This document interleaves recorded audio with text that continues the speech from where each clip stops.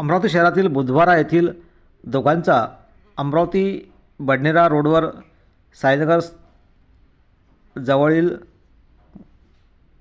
Petrol पंपासमोर भीषण अपघातात मृत्यू झाला असून यात हिंदू महासभेचे प्रदेश अध्यक्ष नितीन नारायण व्यास व शिवसेनाचे पराग गंथडे यांचे लहान बंधू रोशन वसंत आप्पा गंथडे यांचा दोघांचा मृत्यू झाला असून यामुळे अमरावती शहरासह बुधवारात मोठी शोककळा पसरली आहे।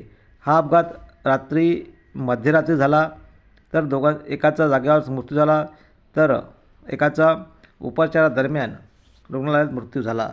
या संदर्भात या घटनेची माहिती मिळताच परिसरात व कार्यकर्ते पदाधिकाऱ्यांमध्ये शोककळा पसरली आहे। दोन्ही चांगल्या संघटनेचे पदाधिकारी असून सामाजिक कार्यात ते सदा अग्रेसर होते।